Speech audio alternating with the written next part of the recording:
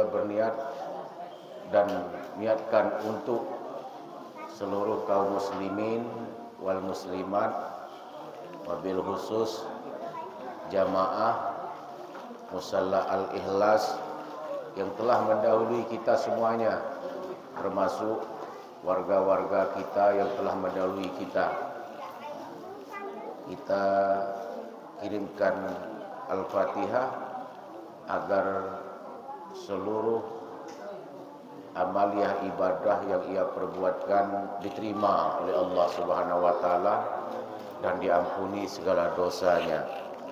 Bihazihi niyyah Al-Fatihah. A'udzu billahi minasy syaithanir rajim. Bismillahirrahmanirrahim. Alhamdulillahi rabbil alamin. Ar-Rahmanir Rahim. Maliki yaumiddin. Iyyaka na'budu wa iyyaka nasta'in. Ihdinas siratal mustaqim.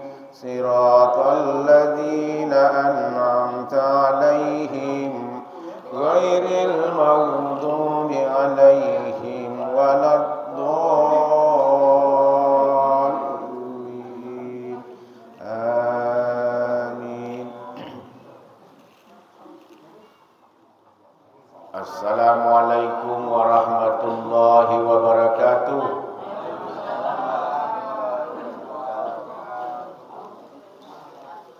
Alhamdulillahi rabbil alamin. Arsala rasulahu bil huda wa dinil haqq liyuzhirahu ala dini kullihi wa kafa billahi syahida.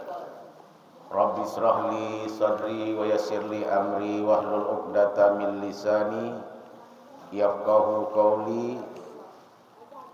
Amma ba'du. Yang sama kita hormati, mana lurahnya?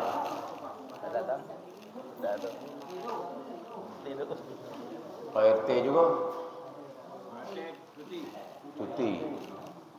Orang tua kita, bapak-bapak, ibu-ibu, adik-adik semuanya, para hadirin wal hadirat, para jamaah Musalla Al-Ikhlas yang dimuliakan oleh Allah Subhanahu wa taala.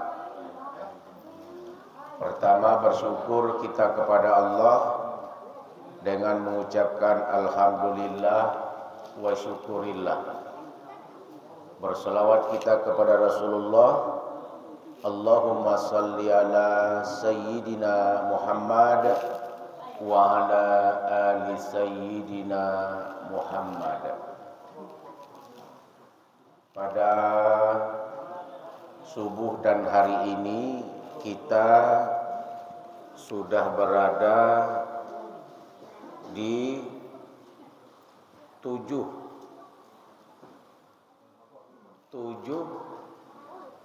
Zulhijjah.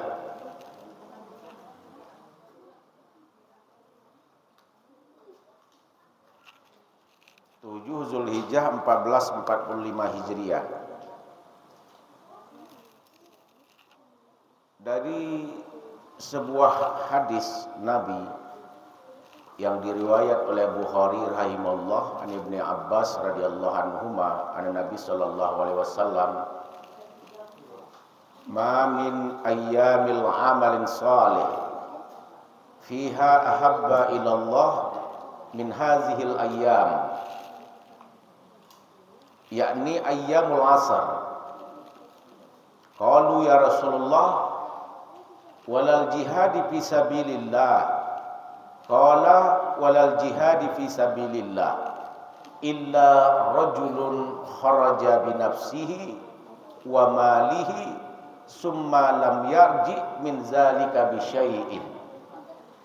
Hadis ini menjelaskan dari Bukhari, dari Ibnu Abbas radhiyallahu anhuma, Nabi sallallahu alaihi wasallam bersabda, tidak ada hari di mana amal soleh pada hari ini lebih dicintai oleh Allah, yaitu 10 hari di bulan Zulhijjah. 10 hari di bulan Zulhijjah itu mulai dari tanggal 1 sampai tanggal 10, sampai tanggal 9, sampai tanggal 10. Puncaknya di tanggal 10. Jadi 10 hari di awal Zulhijjah ini adalah hari yang mana amal soleh yang kita kerjakan itu sangatlah tinggi pahalanya. Kalau kita berbuat dan beramal di 10 hari Zulhijjah itu, pahalanya berlipat ganda. Kalau kita banyak maksiat di 10 hari Zulhijjah ini, dosanya pun berlipat ganda.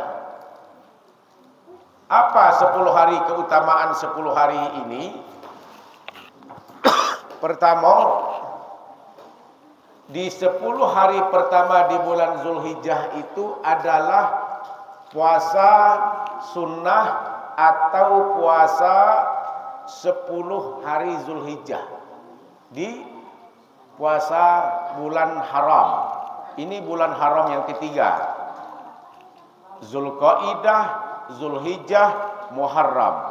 Zulqaidah sudah lewat, bulan yang ke-11, dan hari ini bulan ke-12. Bulan ke-12 1445 Hijriah. Setelah ini tanggal 7 bulan depan masuk 1 Muharram. Lah masuk tahun baru Islam. Jadi cepat perputaran waktu dari bulan ke bulan. Zulqaidah dan Zulhijjah, 10 hari terakhir di bulan Zulhijjah, Zulqaidah itu adalah bagian daripada bulan-bulan haji. Jadi 10 awal di Zulhijjah ini keutamaan itu beribadah dan beramal soleh, nilai pahalanya berlipat ganda. Yang pertama adalah puasa sunnah 10 hari di bulan Zulhijjah. Kita bisa berpuasa dari tanggal 1 sampai tanggal 9 bagi yang mampu. Pertama bisa mengkodokkan puasa. Ibu-ibu bisa jadi puasa di bulan puasa Ramadan kemarin ada yang tinggal, masukkan bulan Zulhijjah ini puasa sunnah Zulhijjah 10 hari pertama. Nak berturut-turut dari tanggal 1 sampai tanggal 9 juga lebih bagus. Atau nak ngambil Senin Kamis juga bisa juga. Itu dikodokkan kalau puasa 10 Zulhijjah itu dapat, puasa kodoknya juga dapat, puasa Senin Kamis juga dapat, puasa Daud juga dapat. Niatkan sekali niat di 10 hari Zulhijjah. Tapi lah lewat 1 sampai 6 lah lewat, belum pernah melaksanakannya. Ada puasa 2 hari, Tarwiyah tanggal 8, puasa Arafah tanggal 9. Pahalanya lebih tinggi bagi yang mampu. Kalau tidak mampu, ya macam mana? Ya balik kampung weh. Bagi yang mampu. Nah, puasa Tarwiyah tanggal 8, puasa Arafah tanggal 9. Hari ini tanggal 7, besok puasa Tarwiyah tanggal 8, hari Sabtu. 9 hari Minggu puasa Arafah. 10 haram berpuasa karena kita hari raya Idul Adha. Tapi berpuasanya dimulai dihitung dari setelah sholat Id. Dilarang berpuasa, haram berpuasa setelah kita melaksanakan sholat Id. Tapi kalau hari ini subuh, kita sholat subuh di 10 Zulhijjah. Ya, sudah sholat subuh, balik. Jangan makan, jangan berbuka, berpuasa. Sampai kita itu habis sholat Id, khotib lah naik di atas mimbar lah balik, baru berbuka. Jangan balik-balik nanti itu sebelum nak sholat subuh lah minum duluan. Ambil puasa sunnahnya itu sebelum Idul Adha itu dilaksanakan. Atau setelah sholat subuh juga balik jangan makan, berpuasa sampai pelaksanaan sholat Id, sampai khotib di atas mimbar, selesainya balik ke rumah berbuka. Itu berpuasa sampai setelah pelaksanaan berpuasa. Ya, itu puasa di 10. Setelah itu haram berpuasa di hari raya Idul Adha. Nah, puasa tarwiyah itu kita berpuasa menghapus dosa-dosa kita sebelumnya, menghapus dosa-dosa kita ke depannya. Manusia ini tak luput daripada hilap dan salah. Dari kekuatan daripada berpuasa itu 9 dan 8, tarwiyah dan Arafah. Nah, itu yang pertama mengenai puasa. Bagi kita yang mampu beribadah dan berpuasa, kerjakan dan laksanakan. Puasanya gotong royong Pak Ustaz. Itu dah tahu saya. Lanjutlah makan. Ini bagi yang mampu, tak mampu dah. Daripada besarlah mudaratnya, daripada manfaatnya, tak usah. Nah, tapi ini yang namanya berpuasa, sumu tasihu. Yang kedua, 10 di awal Zulhijjah ini, orang yang beramal soleh itu adalah musimnya haji. Sekarang jamaah haji kan udah tutup itu. Mekah itu sudah ditutup, tak ada lagi boleh masuk. Sekarang apalagi ketentuan sekarang itu harus pisah haji. Tak ada pisah wisata, tak ada. Banyak masuk penjara. Kalau tak kena denda. Fatal, lebih keras, lebih tegas. Dimasuknya kita ke kamar-kamar di hotel-hotel itu dikejar sama apa itu. Polisi-polisi sana itu. Banyak yang ini. Kenapa? Diperketat. Lebih banyak lagi jamaahnya. Nah, karena itu sudah tutup, jalan sudah tertutup galau. Semua jalan itu dikawal galau-galau. Kalau kita itu sentralnya itu di sini, kampahnya di sini, semua mulai dari Simpang Rimbo ke sana Mandaloi, kalau ditutup sama polisi galau-galau, dia bisa bergerak gitu. Mobil pun sudah dikurangi. Kenapa? Mengejar menjelang Arafah tanggal 9. Tanggal 8 besok sudah mulai siap-siap jamaah itu menuju Arafah, wukuf di padang Arafah. Tidak sah haji kalau tidak wukuf Arafah. Mau 10 hari, mau 40, haji cuma 5 hari sebenarnya. Haji itu cuma 5 hari. Dapat sah ini, dapat 5 hari ini, itu sah haji. Makanya sebelum kadang-kadang orang ambil haji plus, haji apa, orang sebelum pas tanggal 9 itu mulai berlaku haji. Tergelincirnya matahari di 9 Zulhijjah mulai wukuf berlaku, khutbah wukuf, solat dijamak. Disitulah kita mulai memperbanyakkan amal ibadah di wukuf Arafah. Sakit kita, terbaring kita, apapun yang terjadi di atas kasur itu, wajib hadir di Arafah. Biar kita tahu panasnya padang mahsyar itu. Nah, masuk kita ke dalam tenda. Tenda yang sebesar itu, yang isi 450 orang, tenda itu besar itu. Dikasih kasur kita sekecil-kecil ini kasurnya. Nah, iyalah sebesar inilah. Sepas badan lah. Sama dengan kita masuk kuburan, meninggal, sebesar itulah badan kita kasur. Dilintangin semua kasur-kasur. Baris gitu. Cobalah 450 kasur itu banyak. Jajarlah kita barislah. Kalau tidurnya reseh, misalnya tidur di sini, nanti nyampe sana, ada orang tidur kayak gitu dah. Malamnya tidur sini, besok pagi nyampe di sana dia. Lari dia, berjalan-jalan dia tidur itu. Ada orang juga kayak gitu. Kalau pas kasur kayak gitu, dah bisa. Tangan tuh bisa ditaruh di sini, seperti orang meninggal. Ke kiri kita ada kawan, ke kanan kita ada kawan. Nak apa belakang itu kena kepala kawan, nak naik ke atas kita kena kepala kawan. Kaki itu di atas. Nah, seluruh sudah itulah. Semalam di Arafah. Jadi mulai tanggal 8 Arafah itu mulai siap-siap mau ke sana. Nunggu 9 Arafah itu tergelincirnya matahari. Setelah itu baru berlaku. Dari rumah itu sudah berniat wukuf di Arafah.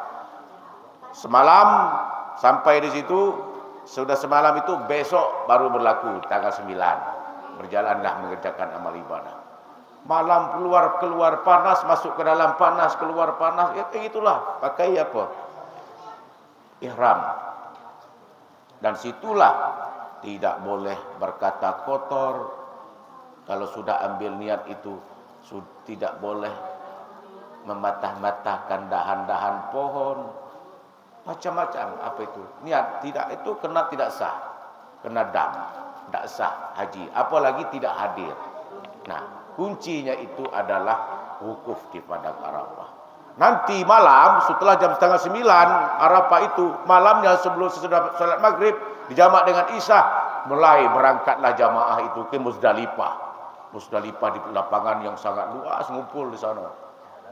Jalan diantar berjalan masuk pintu 23, pintu 1 2 sampai keluarnya di pintu sana. Nunggu bus sana itu. Tak sebentar lama berkumpullah ratusan juta ribu orang itu berkumpul di lapangan itu nunggu bus sambil ngambil batu untuk jumrah, untuk dilempar. Ngumpulnya batu di situ, ngambil batunya itu. Masuk mobil nanti malam tuh ada yang sampai besok nunggu mobil tuh. Saking banyaknya orang itu. Untuk kemana? Ke Mina. Sampai di Mina nanti itu masuk lagi dalam tenda, menyesuaikan lagi dalam tenda. Rupanya haji itu berat, sifatnya itu sehat, harus tenaganya. Sampai di Mina, masuk kita dalam sana itu, lah mulai lagi untuk mempersiapkan kita jumrah, Jumratul Ula. 3 kali, Jumratul Ula, Jumratul Usta, Jumratul Akhir. Nanti berangkat jalan dari situ ke sana itu hampirlah 22,5 kilo. Jalan, mau naik dikit, turun lagi, besok berangkat lagi, melempar kan, turun lagi, besok lagi, turun. Baru nanti tawaf wada, perpisahan. Nah itu panjang itu perjalanan itu adalah rukun, semuanya itu wajib di situ yang harus kita pelaksanaan. Puncak ibadah haji itu di situ. Nah, semoga jamaah haji kita Provinsi Jambi ini lancar segala hal dalam menjalankan ibadahnya, diberikan haji yang mabrur-mabrurah, kembali ke tanah air bersama keluarga dengan selamat. Amin ya rabbal alamin. Makanya berdoa kita, Allahumma ja'alna hajjan mabruran wal umratan makbulah was sa'yan maskura wa zanban maghfura wa amalan salihan makbulah wat tijaratan lan tabura. Doa, banyak-banyak doa haji supaya kita bisa berangkat haji. Itu di 10 Zulhijjah, detik-detik sebentar lagi akan pelaksanaan ibadah wukuf di padang Arafah. Itu amal soleh yang kedua, nilai. Yang ketiga itu adalah tak sempat kita menunaikan ibadah haji. Ada hari raya Idul Adha, ada hari raya haji, ada hari raya kurban. Nah, tak sempat kita tunaikan haji, kita berkurban. Makanya hari raya Idul Adha itu panjang dibandingkan dengan hari raya Idul Fitri. Takbirnya juga panjang sampai hari tasyrik. Kalau 9, 10 Senin, 11 Selasa, 12 Rabu, Kamis 13, sampai 13 sore itu. Apa kesempatan untuk apa? Kesempatan untuk orang menyembelih. Ada yang hari itu tak sempat untuk menyembelih karena dikatakan hari raya kurban, berkurban, pengorbanan. Jadi saat Rasulullah SAW dalam perang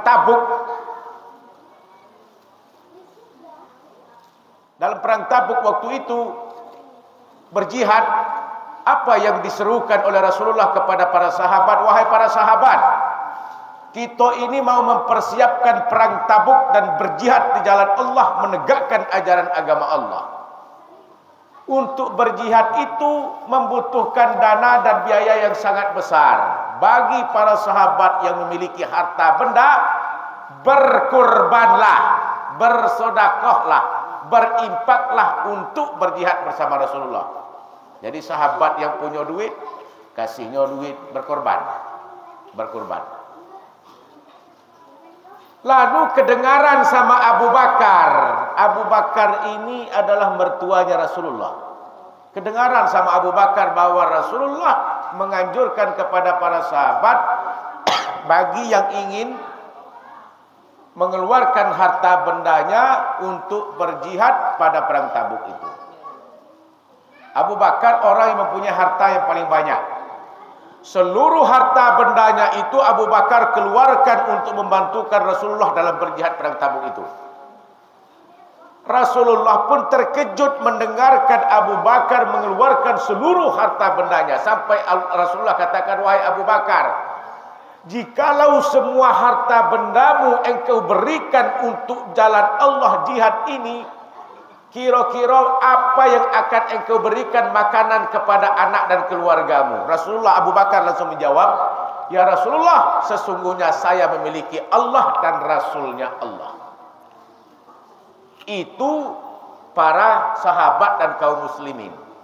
Para orang munafik, para orang musyrik, para orang-orang yang non, di saat itu berkorban juga.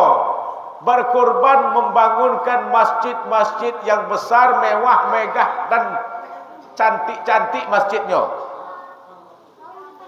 Abu Lahab, Abu Jahal, Abu Sufyan, itu para kaum-kaum munafikun itu membangunkan masjid-masjid untuk apa? Menghalang langkahnya jihadnya Rasulullah di perang Tabuk. Ada masjid yang namanya itu Masjid Ad-Dirar di saat itu. Masjid Ad-Dirar itu masjid yang sangat berbahaya sebagai strategi para kaum munafikun itu untuk membatasi langkah jihadnya para Rasulullah dan para sahabat. Dimintalah kepada Rasulullah untuk meresmikan masjid yang besar dan mewah itu. Allah Maha mengetahui niat busuknya para kaum-kaum munafik tadi. Dihancurkan masjid tersebut sehingga langkah daripada jihad Rasulullah dalam perang Tabuk itu tidak teratasi. Jadi apa? Itu strategi orang-orang munafik juga dalam berjihad melalui pengorbanan tadi. Jadi kenapa kita itu tidak mau berkorban? Ada dua hal. Yang pertama, karena kita terlalu dan masih cinta terhadap alam dunia. Masih cinta dunia gitu nih. Yang kedua, kenapa kita terkendala dengan berkorban? Takut kehilangan kesenangan hidup. Takut kehilangan kesenangan hidup. Itu dua kendala besar. Kenapa kita belum untuk melaksanakan ibadah kurban? Padahal perintah cuma fasalli lirabbika wanhar. Itulah perintah wanhar adalah berkurban. Tinggal beberapa hari lagi panitia telah dibuat, berkurbanlah kita. Tak sempat kita berkurban tahun ini, berkurbanlah dengan tenaga. Berkurban ida dikasih lagi tolong berkurban tenaga, tak mau juga. Berkurban pikiran juga, tak mau juga. Tak mau berkurban, saya mau dagingnya baik. Itu susah. Dikasih juga. Kasih. Semoga dengan daging kurban itu nanti ke depannya diberikan kemampuan dan ditunjukkan dan diberikan niat supaya kita bisa berkurban. Mulai kapan? Niatkanlah dari setelah hari raya Idul Adha ini, pasangkan niat 10.000 sehari. Jadi 10.000 sehari, tabungkan itu, insya Allah 30 hari 300.000, 10 bulan 3 juta. Jadi kurban kita itu cuma 10 bulan kita bayar. Nah, apabila itu teratasi, insya Allah bisa kita berkorban. Saya mengucapkan terima kasih banyak kepada seluruh warga masyarakat yang ada di RT kita ini dalam kegiatan subuh Jumat Barokah. Saya tengok-tengok bukannya makin lama makin kecil, makin lama makin tak ada, makin lama makin hilang, tapi makin lama makin banyak. Saya nyumbang 100, saya nyumbang 50, saya nyumbang ini. Ringan bae jadi. Ringan bae jadi. Yang besar makin menjadi ringan. Pak Kepin, ambek be apa itu ubi kayu taruh di situ. Bayar kaki urusan taruh di situ. Aduh tak sayur itu, ini punya orang ini Ustaz. Kalau punya orang jangan, kayak gitu dimarahin orang dulu. Ada sayur taruh di situ lah. Tinggal itu ini be. Siapa be? Pak Ustaz, saya nyumbang bolu Pak Ustaz. Ya silakan be. Pak Ustaz, saya nyumbang nasi minyak. Ini kan macam-macam ni. Ada nasi minyak juga dari bercatat ini nih. Mungkin ada dicatatnya. Nasi minyak, ini sumbang ke be. Termasuk juga usulan tu Pak Chandra. Di masjid kenali sini dekat sini nih. Orang nyumbang pakaian. Jadi kalau ada pakaian yang tak dipakai, kumpulin pakaian itu, hangarkan pakaian itu, gantungkan di musallanya. Pakaian itu buat gantungan pakaian, kita hangarkan. Siapa yang datang ke musalla itu pilih pakaian itu, mana yang pas bawa balik. Jadi apa itu? Dikumpulin, ketuanya Pak Susilo. Nah, ketuanya Pak Susilo. Bagi warga masyarakat yang ingin berimpak, bersedekah, memberikan pakaian, monggo silakan kumpulkan, diketuai oleh Pak Susilo. Catat, Pak Umar nyumbangkan pakaian yang layak pakai lah ya, yang layak pakai. Ada 15 celana, 15 batik, 15 sarung. Catat. Nah, lagi dirapikan. Nanti setelah dikumpulkan, kumpul kalau panggil laundry yang ada di perumahan Permata Simpang Rimbo. Laundrykan semua pakaian itu. Sudah dilondrikan kalau itu susun rapi. Atau kalau ada yang bisa dihangarkan, buatkan gantungan hangar. Atau ada apa itu mukena yang tak dipakai, gantungkan galau-galau pakaian itu, lipatkan semua baju itu, baik baju anak-anak, baju orang dewasa, remaja, apa itu, baris itu. Siapa yang nak ngambil sarung, ambillah situ. Nak bawa balik, bawalah ke sana. Siapa yang nak pakai sini, pakailah situ. Sumbangan apa itu dari warga, itu bisa juga. Tapi dikoordinirkan pakaian. Kapan ngambilnya? Di subuh Jumat Barokah. Nah, jadi itu ke depan. Termasuk PR berat speaker itu belum terrealisasi. Di pojok-pojok. Nah ya, jadi makanan apapun yang akan kita sumbangkan, kalau dari pakaian diketuai Pak Susilo, wakilnya Pak Lukman. Lukman kaligrafi, ya. Lukman kaligrafi. Wakil. Kalau Pak Lukman ini sekretaris. Bertiga dia. Bertiga dia. Ketua, wakil ketua. Bertiga. Bertanggung jawab kalau ada sumbangan pakaian yang harus dicatat. Dicatat tuh. Ya, saya kira itu pembahasan kita pada pagi hari ini. Masih ada 10 hari, beberapa hari kita manfaatkan keutamaan amal soleh yang sangat dicintai oleh Allah pada ibadah kita. Nah, selanjutnya Bapak Ibu sambil balik, sambil bawa itu ubi kayu, singkong, utamakan orang tua terlebih dahulu. Bawa ya sekedarnya supaya dapat galau. Nak bawa banyak nian asoi juga dah ada. Ibu juga kotor kalau bawa banyak-banyak. Oh, dah ada asoi. Memang kita dah disiapkan asoi supaya bawanya dikit. Ya, kalau bawa banyak kaget kawan kita belakang tak dapat. Biarlah dua, paling banyak dua cukuplah. Potong-potong kaget goreng, makan goreng sambil ngopi. Wabillahi taufiq wal hidayah. Wassalamualaikum warahmatullahi wabarakatuh. Dibuka apa itu pintu tu? Pak Lokman. Pintu tu buka apa? Nih.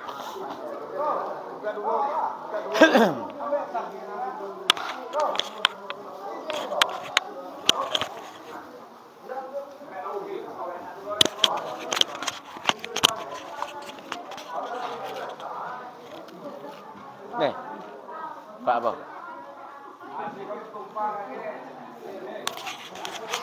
Ini masih apa? Aktif? Masih aktif? Aktif.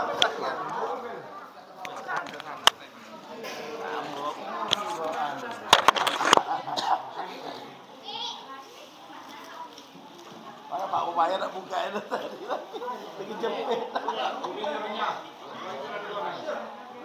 Kalau ada yang keluar ada jepit. Yang kena oyo.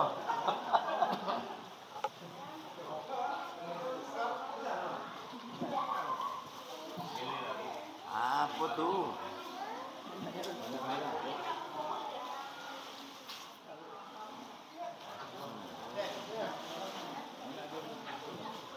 Berani gitu.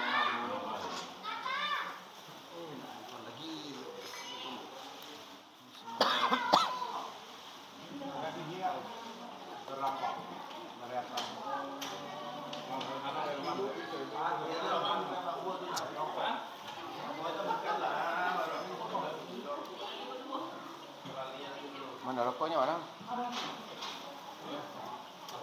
Kasih wadani dulu. Mati.